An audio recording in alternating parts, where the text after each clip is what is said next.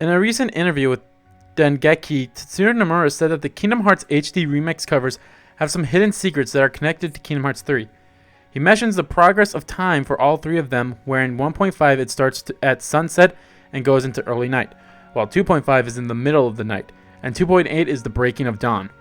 Now this means that the skybox of Kingdom Hearts 3's cover could be daytime or early noon, at least that's my guess.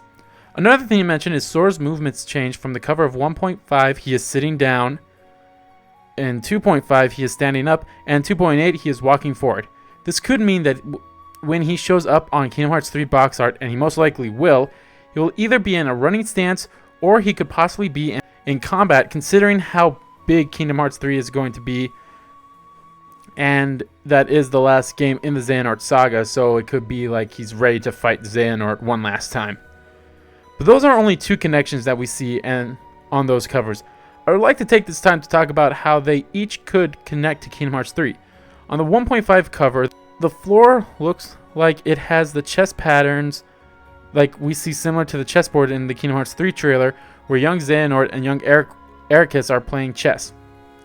The only thing that I could see in 2.5 is that it has Master Xehanort on the cover, the man who has been behind everything so far in the Kingdom Hearts series.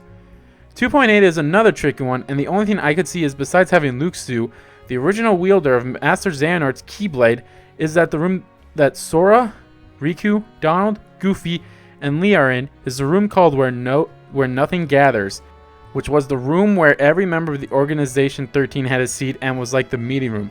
It also served a big role in Kingdom Hearts Dream Drop Distance, as that was where all the 13 Darknesses gathered for the first time. Now let's look at something else that all three covers could have in common. They all feature the Kingdom Key in some way. In 1.5 you see it as part of the throne that Sora is sitting on, and in the other cover Sora is holding it. This might not be anything special, I just thought it would be nice to point out since it was the first Keyblade we saw, and it is Sora's Keyblade as well, that will most likely be shown on the cover of Kingdom Hearts 3. All three of the covers also feature these people on all three of them: Sora, Donald, Goofy, Mickey, and Riku. This is probably important, as we got a little premise of what these five will be doing in Kingdom Hearts 3 when it was first announced. Quote, Sora, Donald, and Goofy will attempt to search for 7 Guardians of Light and the key to return hearts, while King Mickey and Riku search for previous Keyblade wielders in an attempt to stop Master Xehanort's plan to balance the light and darkness. End quote. Each of those 5 members have a big important role to Kingdom Hearts 3, and they each appear on the cover of all 3 of those games. Something else that all 3 covers share is that it has someone that is connected to Sora on each of them, and people who are waiting for Sora to save them. If you remember in Blank Points, the secret movie for Birth by Sleep, when Ansem was telling Aqua Sora's name, we saw other people and they each said his name: Naminé, Roxas, Xion, Terra, Ven, and Aqua. And we also saw Axel in there as well, but he didn't say Sora's name, but he was shown at the end of Recoded when Data Naminé showed Data, Sora, and Mickey the people who were hurting, that Sora must stop their hurting. And those people that he has to save are the people that I mentioned earlier. On 1.5 we see Axel, Roxas, Xion, and Naminé. On 2.5 we see Terra, Aqua, and Ven. And on 2.8 we see only Aqua and Axel, or in this case his name is now Lee. One last thing I would like to point out about all 3 of the covers is that I feel that with all 3 of these covers we have seen who the 7 Guardians of Light are.